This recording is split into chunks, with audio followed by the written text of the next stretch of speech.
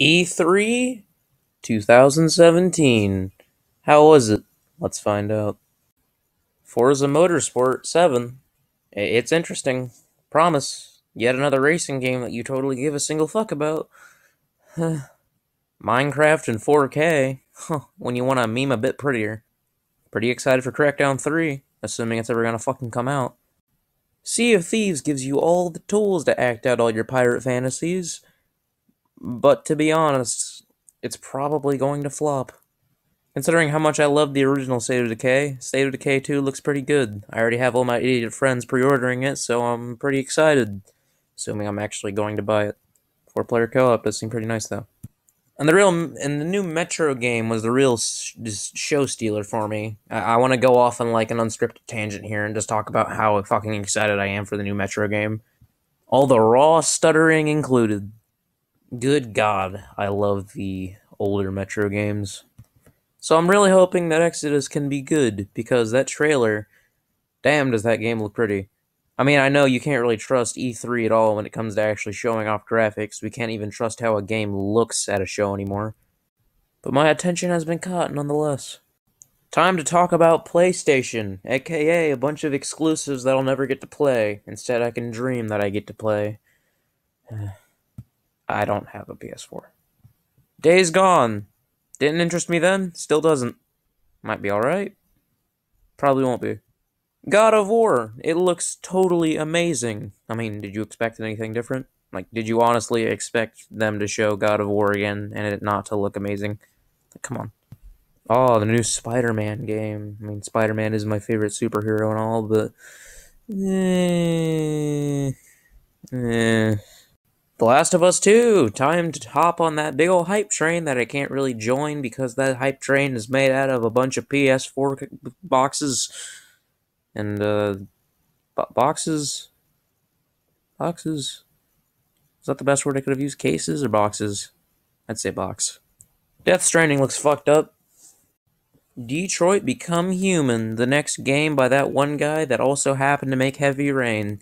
The one game that people can't really decide if they love it or hate it. Gran Turismo looks like a pretty fun game, guys.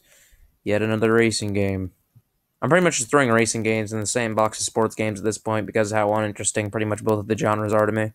The new Uncharted game. I remember back in the day when, Naughty Dog could only really work on one thing at a time, and now it looks like they're pulling a BioWare and just releasing one game 1 second ago, and then the next second they're like already revealing new games. So here we go. Nintendo. Super Mario Odyssey is a Mario game, so I really don't know what you're expecting. You're gonna be jumping on shit and collecting a bunch of shit, and it's probably gonna be good. Probably gonna be a really good game. Xenoblade Chronicles 2! I heard a lot of good shit about the first game, and then I heard nothing about the second game. Then here comes the actual second game. Isn't this actually kind of interesting somehow, sort of? Then there's some Pokemon game, like an RPG thing that is on console, I think. It really pisses me off when people announce something at E3 and they don't even tell us what the name is. You see, if I were some guy over at Nintendo or Sony or Xbox or Valve or whatever, I would just make a game that's really good, but not actually name it. Just a nameless game that no one knows what to call. Good idea. Wait, what's Metch? That game? That's getting a sequel? Oh, okay. I don't care. Breath of the Wild DLC, oh boy. Who expected Nintendo to be hopping on this trend that started back in the 7th generation of consoles? Just now starting. Pretty weird. Then there's this weird Nintendo Ubisoft mosh pile of Mario plus Rabbids, Kingdom Battle. Okay. Cool. When Splatoon originally came out, I thought that it was the day that Nintendo actually started making a new IP. And now they're already giving a sequel to that new IP. Not often that a game releases right after E3's over. I mean, except for Fallout Shelter, when you release it during the conference. Remember 2015 when Bethesda could actually give us a good show? Oh wait, we're not supposed to talk about them yet. I'm saving you for last, you cunts. I hate Ubisoft a whole lot, so let's talk about them. I'll be honest, when they were showing off Beyond Good and Evil 2, I didn't even think it was a Beyond Good and Evil game. It actually surprised me really hard. I saw that there was a talking pig, so I instantly assumed that it was going to be a Good and Evil game, but then I heard the amount of fucking profanity in the fucking trailer, so I instantly kind of thought it was just a wacky, mature animal game with, like, jumping in cities and stuff like that. Good description.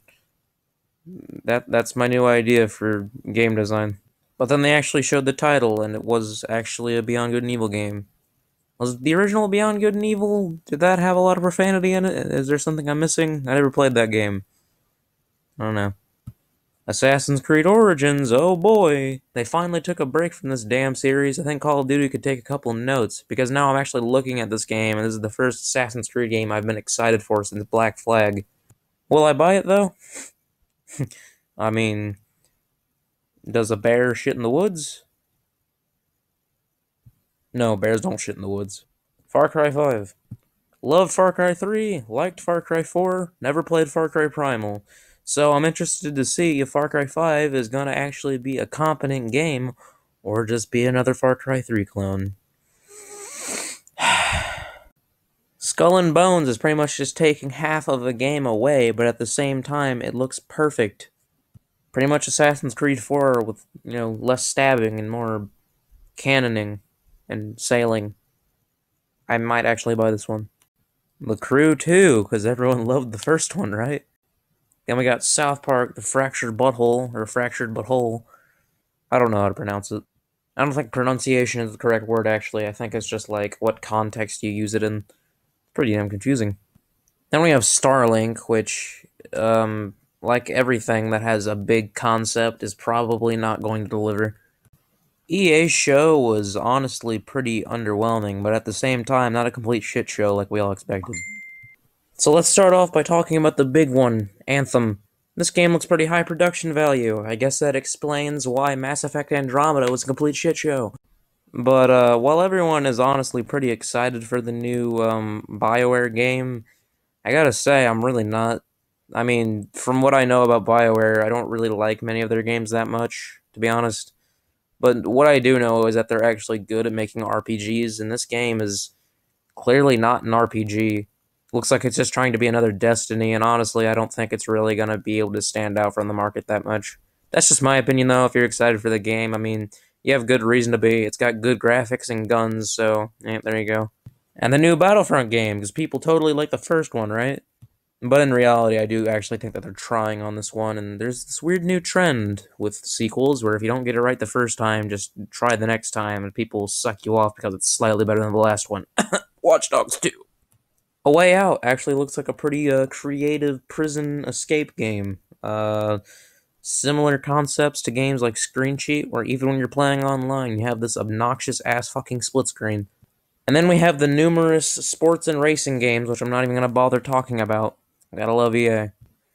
Now, this is the part of the video where I engage in a full-on rant. About a year ago, I would have told you how much I love Bethesda, and now I can tell you, oh my god, do I hate Bethesda. Look. I'm not even mad about the fact that they didn't even announce anything. Like, pretty much nothing except for, like, a couple games and a couple re-releases of a couple games. Like, buy Skyrim for the 300th time. But I'm mostly upset about the way that they decided to handle the whole Skyrim Creation Club. It's paid mods. That's the only way to put it. It's paid mods, and they're passing it off as DLC. And apparently considering mods as DLC, one that you particularly have to spend money to get certain credits, and you use those credits to buy the certain quote-unquote DLC, aka mods, and then you're gonna not call that paid mods?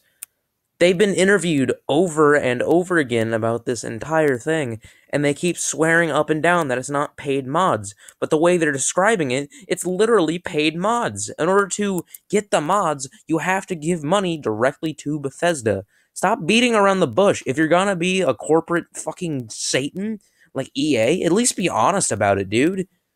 Ugh. I'm sorry, but Bethesda honestly isn't ready to even be able to have their own press conference, because clearly they don't know how to have one. The only reason people can take them seriously is because their 2015 press conference, which was probably the biggest success I've ever seen out of any press conference. And last year's wasn't really that great, and this year's was a complete just bad. It was a complete bad. It was terrible. The Wolfenstein 2, I guess. The Evil Within 2, I also guess.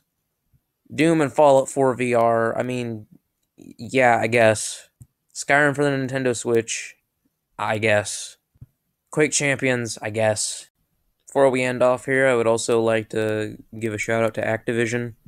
I'm not even sure if Activision actually had their own press conference, but I'm reading all these games off of a list, and Activision looks like it has its own spot, which, in fact, I'm pretty sure they didn't have their own press conference, because I know for a fact that I saw Call of Duty World War II announced at Sony's. But anyway, out of the 3 games we have here, I'd like to talk about them briefly before we end this all off. The new Call of Duty game, I thought was pretty interesting. On my older channel, I made a lot of opinions about Infinite Warfare and why people were bitching about it for no reason. But I do like the whole way that Merc Music described the entire thing with slates. With there being 3 different developers working on Call of Duty now, it's pretty much better to just, instead of describing Call of Duty as a singular franchise, it's better to describe each company as their sort of own franchise. And the 3-year cycles that go on, like the first slate that really happened was Advanced Warfare, Black Ops 3, and then Infinite Warfare, which was the futuristic slate, and now Sledgehammer is kind of kicking everything back off again with Call of Duty World War II. So I don't know if this means a World War II slate, which would be honestly pretty damn boring. I think it would probably just mean a 20th century war slate in general. So that makes me think. I mean, the 3 big wars that were pretty much, fought from Americans, seeing as this game is mostly from an American's perspective in the campaign at least. I guess maybe, just maybe, Treyarch would be next, and maybe they could be making the first Korean war game. I mean, there's probably some really low-key, tiny Korean war game out there somewhere, but in fact, no, there isn't. And then maybe Infinity Ward could end off the slate with a Vietnam game? I guess we'll see. Anyway, Destiny 2, the original game pretty much raped my childhood because Bungie just completely abandoned Halo and hurt my feelings. Oh, don't worry, guys. Halo's in good hands. And then we got the new Crash game. Or remaster trilogy thing. Crash Bandicoot's good. Actually, don't have any complaints here. Keep doing what you're doing. Is it Naughty Dog working on it? I don't... Activision isn't owned by Naughty Dog. Wait. Why is Crash Bandicoot under Activision? When did that become an Activision thing? I'm so confused. Final thoughts on E3 2017. Honestly, there was nothing announced that really caught my eye. So, yeah, that's pretty much it. If I wanted to, rate the entire show, all the press conference on a scale from 1 to 10, I would give this year's E3 about a 6.5. Why a 6.5? Because a 7 feels too low. Well, no, a 6 feels too low and a 7 just feels too high. So yeah, wasn't too impressed. But anyway, what's your thoughts on E3? Tell me in the comments below. If you enjoyed this video, like, subscribe, and I'll talk to you guys next time. In the next 2 months it takes me to make a video.